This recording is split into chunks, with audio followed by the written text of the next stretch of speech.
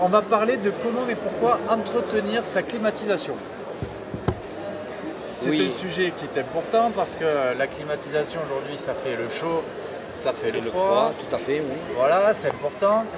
Mais comme on l'a vu avec la toiture, si on ne s'en occupe pas, ça peut altérer fortement tout à fait. son utilisation. Donc avant qu'on aborde le sujet plus en profondeur tous les deux, est-ce que tu peux te présenter pour les gens qui nous regardent, dire qui tu es? Ouais, oui. Je sais que tu aimes bien faire ton métier, dire pourquoi tu fais ce métier-là et parler de la société. Voilà, je m'appelle José Uzed et je suis le dirigeant d'une petite société familiale. C'est une société familiale où il y a mon fils, mon épouse qui est au bureau et on a 3 salariés que j'ai eu apprentis, que j'ai formés, que j'ai gardés. C'est beau. Voilà, c'est une petite boîte locale et familiale. Voilà. Super. Du coup, vos prestations, là on va parler de climatisation, mais tu as d'autres palettes dans ce que tu fais?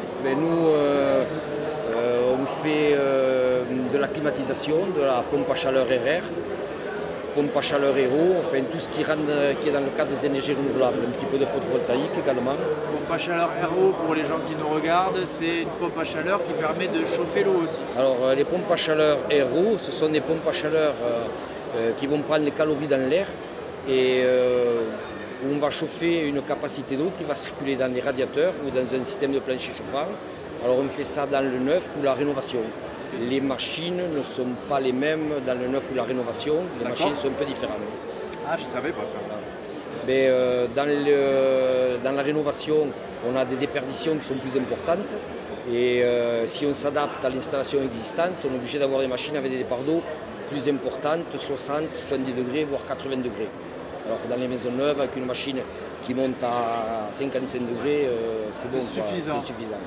Génial. Vous voyez, on sent tout de suite l'expertise qui est là. Donc tu disais, José, pompe à chaleur RR, RO, photovoltaïque aussi? Photovoltaïque, on avait commencé il y a quelques années, puis ça s'était un petit peu écroulé quand les crédits d'impôt sont arrêtés. Et là, je pense que c'est de nouveau tendance. Oui. Et le prix du matériel a baissé, je pense que c'est quelque chose qui va redémarrer fort. Et oui, on a parlé d'autoconsommation tout à l'heure. Oui. On savait que c'était quelque chose qui allait revenir. Voilà. Il fallait que la technologie évolue, que les prix évoluent, que les incitations aussi de l'État évoluent. Voilà, que ce soit abordable pour plus de monde. Oui. Très bien. Tu fais aussi partie de Synertiel? Je fais partie d'un groupement qui s'appelle Synertiel. C'est un groupement d'entreprises, on travaille en collaboration avec EDF et pour des réalisations de qualité où on peut amener des aides, voire financement au client final. Voilà. Des solutions de financement. Au final, sa climatisation, on n'est pas obligé de l'acheter ou tout ce système de chauffage cash. Non, tout à fait. Vous proposez des solutions pour lisser ça dans le temps? On peut proposer des financements à des taux très intéressants, voire à zéro. Ah oui. Là, pour le moment, on a un financement, le Cineco, qui est de 3 000 € sur 24 mensualités. D'accord. Voilà, on peut faire même un report de paiement. Et on peut faire l'installation aujourd'hui et on peut commencer à payer dans 6 mois. Là, on peut venir sur la foire, t'acheter un système de chauffage. Oui, tout à fait. Un chauffe-eau thermodynamique, une clim, il n'y a pas de problème. Tout ce qu'il y a là. Tout ce qu'il y a là, voilà. Ok. Bon, écoute, je te remercie José. Donc, pourquoi et comment, pourquoi il faut entretenir sa climatisation alors bon, le fait d'entretenir un climatiseur, déjà ça va prolonger la durée de vie de l'appareil parce qu'il va travailler dans de meilleures conditions. D'accord. Alors l'entretien sur un climatiseur, déjà il y a la démarche, c'est de regarder un petit peu au niveau des isolants des tubes qui peuvent être détériorés par le soleil. Les isolants des tubes, alors attends, ils sont où les tubes, ils sont où les isolants? C'est-à-dire il y a des tubes qui relient l'unité intérieure à l'unité extérieure. Parce que voilà, il y a une unité extérieure. Tout à fait, avec des tubes en cuivre, où il y a le gaz qui va sur l'appareil ou le froid quand c'est en mode climatisation. Et ces isolants, avec le soleil, les UV, le gel se détériorent. D'accord. Alors, l'entretien du climatiseur, déjà, c'est de voir ces isolants, s'ils sont en bon état.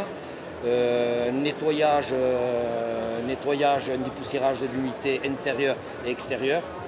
pour l'unité intérieure, on traite avec des produits antibactériens pour désinfecter les bacs à condensat. Du coup, c'est quoi? C'est un cheat? C'est un produit qu'on passe, qu'on laisse agir et qui nettoie la batterie en profondeur. D'accord. On fait un nettoyage du tuyau d'évacuation d'eau parce que ça peut se boucher plus ou moins. Et après, le client il a la mauvaise surprise de voir en été ça recrache de l'eau. Voilà, de voir sa clim qui coule. On regarde au niveau des cylindres blocs du groupe extérieur, que des cylindres blocs soient en état, qu'il n'y en ait pas un qui soit dévissé. Ils servent à quoi? Ils servent à maintenir le compresseur droit et surtout à amortir les vibrations, pour ne pas le ressentir dans le bâti. D'accord. Voilà. Okay. Après, bon, il y a tout un contrôle au niveau des tests d'étanchéité des fluides. D'accord. Voilà. Et oui, parce qu'il faut avoir une certification pour pouvoir faire des entretiens ou des démarrages de climatisation. Tout à fait, il faut avoir une certification pour les manipulations des fluides. Oui. Pensez-y, si vous faites appel à un professionnel, à lui demander cette attestation. Tout à fait. Ok. Après, une fois que tout ça est fait, si on prend les delta T de température, c'est-à-dire on prend la température ambiante, les températures de rejet, et si jamais on a un doute sur le fonctionnement de l'appareil, là par contre on pose les manos qu'on appelle, et là on prend les pressions, et si nécessaire on fait un apport de fluide si ça le nécessite. D'accord. Parce qu'il peut y avoir un niveau de fluide qui diminue. S'il y a une fuite, oui, il peut y avoir justement l'entretien annuel a pour but aussi de voir cette étanchéité si elle est parfaite. Et s'il y a une lacune quelque part, de pouvoir intervenir avant que ça ait fait des dégâts dans l'appareil. D'accord. Et donc, généralement, l'entretien de la climatisation, on le fait quand? En général, nous, on essaie de le caler un an après la pose de l'appareil. Déjà. Même ça s'applique aux climatisations neuves, c'est pas que pour la climatisation ancienne mais c'est pour toutes les climatisations. Nous, tous les climatiseurs qu'on vend, ils sont systématiquement accompagnés d'un contrat d'entretien. Alors après, le client le prend ou ne le prend pas, mais nous, pour ce qui est de nos clients, 95% de nos clients prennent le contrat d'entretien, ils ont la sécurité d'un appareil qui va fonctionner correctement. La garantie est prolongée avec un contrat d'entretien dans la plupart des marques. D'accord. Alors c'est tout bénéfique pour le client. On parle de combien de garantie? On part sur une garantie 5 ans, toute pièce. D'accord. Et la durée de vie d'un appareil en général? C'est une quinzaine d'années. Moi ce matin j'ai eu un client qui est venu. Il y a 22 ans qu'il est posé, il fonctionne très bien. Tu n'avais pas dit... Non, mais j'en ai un autre qui est venu. Un autre, 28 tu m'as dit ans le plus ancien. Oui. Bon voilà, donc c'est des matériels qui sont quand même faits mais le matériel, s'il est bien dimensionné au départ, que ce soit une marque qui tienne la route et qui soit bien entretenue, ça fonctionne très bien, il n'y a aucun souci. Bien dimensionné, bien entretenu. Et donc le contrat d'entretien, c'est annuel? Un contrat d'entretien, c'est annuel et ça varie, c'est entre 80 et 200 € suivant le nombre d'unités intérieures qu'il y a sur l'installation. D'accord. Qui est proportionnel au temps que vous allez passer. Qui est proportionnel au temps et au matériel qu'on va utiliser. Au matériel que vous allez utiliser. D'accord. Est-ce que ça permet d'optimiser aussi la consommation énergétique, justement, qu'il ne soit pas encrassé? Oui, bien entendu. Si vous avez un appareil, surtout l'unité intérieure, qui est encombré de poussière, même à force à finir de passer entre les filtres, et ça encrasse la batterie, l'appareil va tourner davantage, il va souffrir, il va avoir des consommations qui vont être plus importantes. Et ouais, tout à fait. Donc voilà encore une autre raison de faire son entretien si on n'avait pas pensé à souscrire un contrat d'entretien pour sa climatisation. Ok. En termes de marques, est-ce qu'il y a des marques que tu recommandes pour sa climatisation, avec laquelle tu as l'habitude de travailler, ou tu as peut-être les meilleures durées de vie, parce que bon, les gens cherchent aussi à optimiser leur investissement? Il y a 3 ou grandes marques. Moi je travaille beaucoup avec Atlantic Fujitsu, mais il y a Mitsubishi qui est une bonne marque aussi, il y a Toshiba qui est une bonne marque aussi.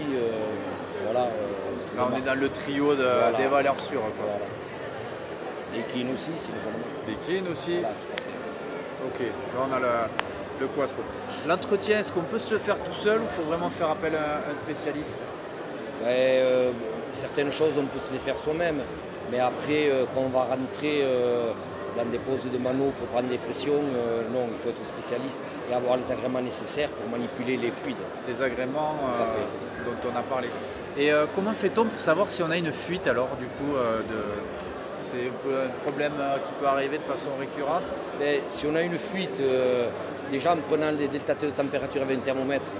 Qu'est-ce que tu appelles le delta T c'est la température de sortie de l'appareil par rapport à la température ambiante et par rapport à la température extérieure.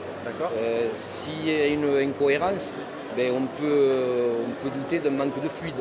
Et là, on va mettre les manos, les manifolds qu'on appelle, et là, on va voir qu'il va manquer du gaz. Et s'il manque du gaz, ce qu'il ne faut pas faire surtout, c'est de recharger. Parce que s'il y a une fuite, on va recharger, ça va refuir de nouveau. Il faut vider le gaz, il faut chercher la fuite, l'arranger, faire une soudure s'il faut refaire une soudure. Et une fois que le circuit est bien hermétique, on remplit de gaz.